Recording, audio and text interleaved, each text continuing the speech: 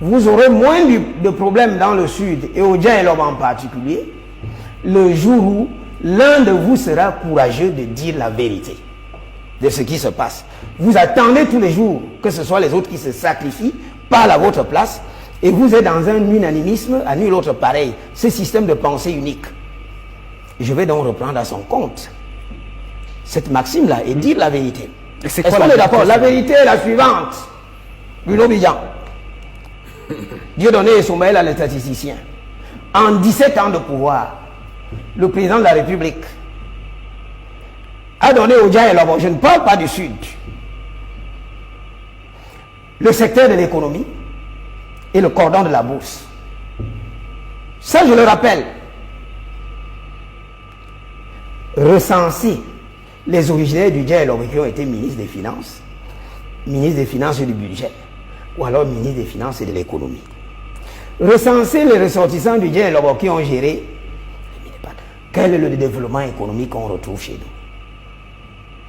Pourquoi les jeunes ne trouvent pas de l'emploi? Alors, si vous voyez, c'est autant de frustration qui fait en sorte que quand un jeune est développé, il éclate. Et il éclate pourquoi? Bruno Bidjan. Nos élites sont foncièrement méchantes et égocentriques. C'est pas un peu dur là? Non, je ne suis pas dur. Ça, laissez-moi terminer. Je parle des gens du dialogue, je ne parle pas des autres. Vous parlez de vous? Oui, c'est moi. Je vous ai dit que je ne suis pas élite, je suis un libre penseur. Pour reprendre la formule. Vous êtes une élite intellectuelle. Moi, on peut le dire ici. Non, je suis un libre penseur. D'accord. Allez-y. Pour reprendre la formule de Zomlois, pendant qu'il était encore Zomlois, nous les bêtis, on est très méchants. Ah, il est toujours. Oui, il est toujours. D'accord. Je reprends sa formule. Alors, regardez. Jusqu'à un certain moment, il y a moins de 2 ans, j'étais le seul professeur de droit public du Djaï là-bas.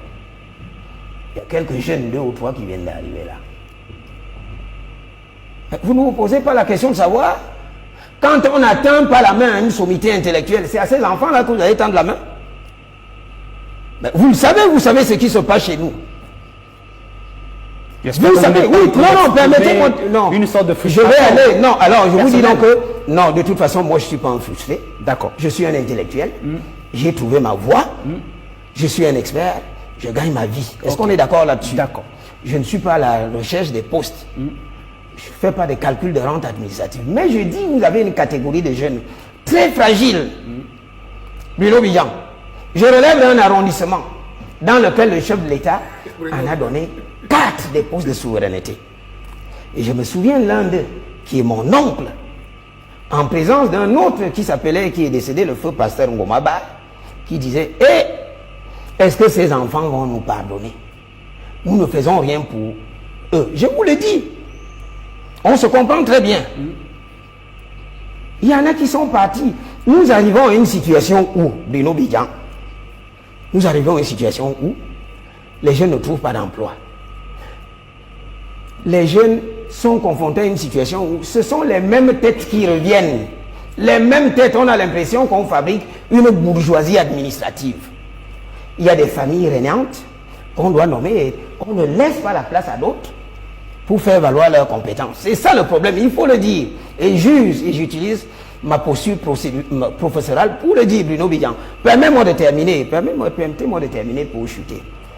Nos élites sont fondamentalement égoïstes. Je l'ai dit. 17 ans, nous avons eu dans le dialogue le secteur de l'économie, le secteur des finances. Le tissu industriel, il est où? C'est pour ça que ces enfants n'ont pas de poste. Et ça crée des problèmes. Et on va revenir à cette situation. Et ça, je vous assure, il va arriver un moment où la pensée unique ne va pas prospérer. Pour chuter. Nos jeunes ne croient même plus à ce que vous appelez des élites. Vous avez une association à Saint-Melima qui s'appelle la GED. Vous la connaissez, n'est-ce pas? La jeunesse émergente. Suivez bien, jeunesse émergente et républicaine du Cameroun. Qui a été créée par qui? La fille du chef de l'État. Regardez, quand l'enfant du chef de l'État même s'écarte de cet establishment pour essayer de trouver des voies nouvelles, et pendant qu'elle trouve des voies nouvelles, vous avez toujours les mêmes caciques qui lui mettent les bâtons dans les roues. Voilà notre lot quotidien. Les conditions de la frustration sont réunies, et puis paf, un moment, ça explose. Bonjour les enfants, bonjour les gars, c'est papa. Bienvenue dans le premier podcast de la journée les enfants. Ce podcast qui est essentiellement destiné à toute la jeunesse du Djaï Lobo, à tous mes frères et jeunes frères Boulou. Bienvenue à la clinique. Vous avez tout, j'espère qu'il y a suffisamment de jeunes du Djaï Lobo sur cette clinique. Si vous les connaissez, allez les appeler. Si quelqu'un d'entre vous connaît un ou deux jeunes, allez tous les appeler.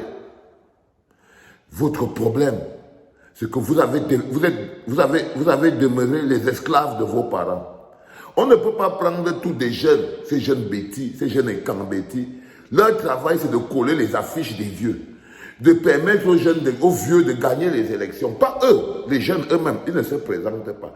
C'est-à-dire qu'ils ne travaillent pas, ils boivent le vin, ils vivent du choco, et puis après, ils collent les affiches.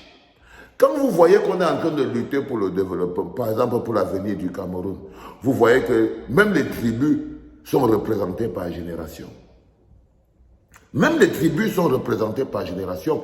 Et rendez-vous compte que les jeunes du Sud sont pratiquement les seuls jeunes accrochés derrière ce vieux régime des vieillards. C'est-à-dire que si tu pars dans le Nord, les jeunes du Nord se sont déjà libérés du système de Pomba. Dans leur tête, je suis à la clinique, c'est moi qui gère tout, donc je les connais.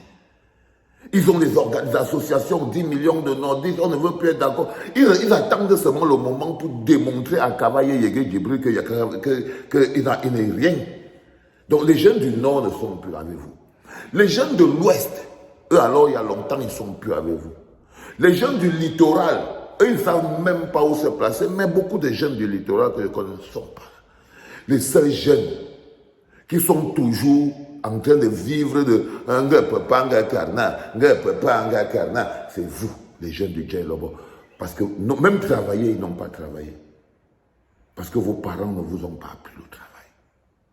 C'est normal que vous vous levez pour aller voler les biscuits. Vous partez voler les biscuits. Qu'est-ce qui s'est passé à Sambalima? Les gars partaient voler les biscuits et les boîtes de sardines dans les boutiques. On dit qu'ils sont désœuvrés. Vous avez écouté le docteur, le grand professeur. Il dit que depuis au moins 17 ans, vous avez eu le secteur de l'économie. Les gens qui devaient être les plus énervés, les premiers opposants au Cameroun, c'est les jeunes du Djaï Lobo et les jeunes du Sud. Mais ils se sont transformés en boucliers des gens qui détruisent leur propre vie. Votre propre vie. Parce que si vous, du Djaï Lobo, vous n'arrivez pas à manifester votre frustration, vous n'arrivez pas à vous mettre à la hauteur, grandir, dire que non, on n'est pas complice de ça. Si vous êtes toujours en train de venir parce que je ne comprends pas que ici dans la clinique, les personnes qui devaient le plus partager la clinique, fiers d'être dans, ce sont les bêtis et les gars. Parce que je suis votre tatate. Je suis le sang du sang. Mais si vous regardez, les personnes qui viennent le plus insulter dans la clinique, c'est les écambétis. Parce qu'eux, ils ne sont pas au développement, eux, ils sont au tribalisme. Un écam ne parle jamais du développement. Tu parles développement, tu parles l'argent, les écams ne parlent que du tribalisme. La preuve, ils disent qu'on veut leur voler le pouvoir, mais leur propre frère que je suis, moi, Valsero, ils sont sur mon dos avec une violence pas possible. Ça veut dire qu'il ne s'agit pas d'une histoire, c'est comment je suis un écran frelaté. Je suis un écran frelaté. Ils ne voient même pas que nous-mêmes on a un frère qui a le ngamigneur. Non, ils sont tellement jaloux. Que quand ils voient même qu'ils ont un frère qui a le power, comme Valsero, ils le combattent encore plus au lieu de faire le rang. Vous deviez être en train de faire le rang derrière papa pour que je donne la direction. Si on fonctionnait vraiment dans les histoires que vous voulez parler de communauté là, c'est derrière moi que vous devez être. Tous les frères Kambeti là. Mais regardez où vous êtes. Vous êtes derrière les vieux pour vivre sans travailler. Et pour qu'ils vous donnent l'autorisation d'aller éventrer les boutiques des gens, pour voler les parlégés dedans, pour voler les sardines dedans, et vous venez sur la clinique, vous allez voir que les gens qui soutiennent Valsero sont toujours de la même région. Mais et les gens qui insultent Valsero sont toujours de la même région. Vous croyez qu'on ne vous lit pas? On vous lit. Mes frères du Djaï là-bas. On vous lit. Vous venez vous asseoir là. Parce que vous, je ne sais pas où vous êtes chaud. Non, non, non. La nouvelle génération, c'est les docteurs locaux. C'est les généraux Valsero. C'est les Aristide Mono. Si vous ne comprenez pas ça, vous, les Ekanga, c'est les Wilfried Ekanga. Si vous ne comprenez pas, si vous ne vous alignez pas, vous allez vous perdre dans la forêt. Vous allez vous perdre dans la forêt. Parce que vous ne pouvez plus continuer d'être cette génération des jeunes colleurs d'affiches, des vieux sur les murs, les gens qu'on utilise pour bourrer les urnes, les gens qui sont tués à dire papa, papa, papa, papa, parce que justement vous n'arrivez pas à être vous. Jamais vous n'héritez. Vous n'avez jamais hérité de quoi que ce soit. Je vous jure les frères, réveillez-vous. Les premiers opposants du Cameroun devraient être du Djaï là-bas, des Kambeti. Parce que les premières personnes, regardez à quoi vos parents, ce sont vos propres parents, ils vous ont rempli la faiblesse dans le corps. Vous êtes faibles. Ils vous ont rempli le dontolisme dans le corps. Vous êtes ivrognes. Ils vous ont rempli la rage et la haine dans le cœur. Vous êtes haineux. Et ils vous ont rempli la pauvreté dans le corps, le niveau de pauvreté des jeunes. Et quand, aïe papa, aïe aïe. C'est-à-dire que la misère, tu le vois, même quand il parle, tu sens la misère. C'est-à-dire que la rage qu'il a pour te dire, ah non, moi je n'ai pas. Tu sens la misère. Et la misère rend violente. La misère rend violente. Donc, j'ai regardé cette vidéo et le type s'y a dit quelque chose au début, c'est si quelqu'un ne vous dit pas la vérité, c'est que vous n'allez pas vous en sortir. Vous aviez besoin de... Vous deviez être le plus d'abonnés sur la clinique. Ça peut sauver votre honneur. Mes frères, mes frères du Djaï Lobo, mes frères du centre, du sud, machin truc. Vous n'arrivez même pas à suivre votre leader naturel. Parce que c'est votre frère, que vous êtes fondamentalement jaloux. Oui, je suis la locomotive naturelle. Il faut peut-être que je vous le dise. Comme ça, vous saurez que vous n'êtes pas dans le vent. Je suis censé vous protéger. Je suis censé vous protéger. Et c'est ce que je fais toute ma vie. Je vous protège. Je vous empêche d'être les coupables d'un crime que vous n'avez pas commis. Je vous empêche d'être les victimes.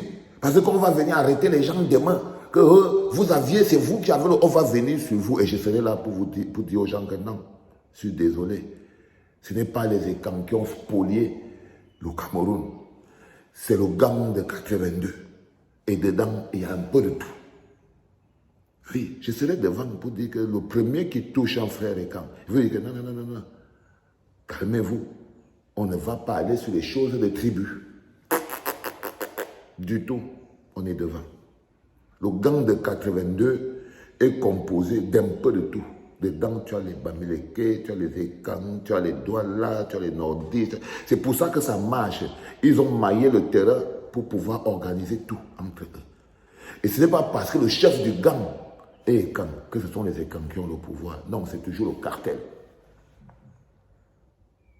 Mais eux, les jeunes Ekans, leur faute, c'est qu'au lieu de travailler comme les nous autres, se battre, vous deviez être derrière, les gars. Je ne vous mens pas. Vous deviez être là, en train de pousser derrière, que Attara va avec devant et je serai derrière en train de tout faire avancer. C'est ça. Mais ça vous dérange. Parce que vous ne respectez pas le leadership. Non.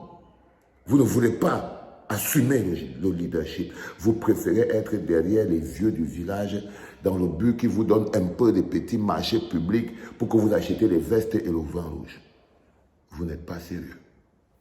C'était papa.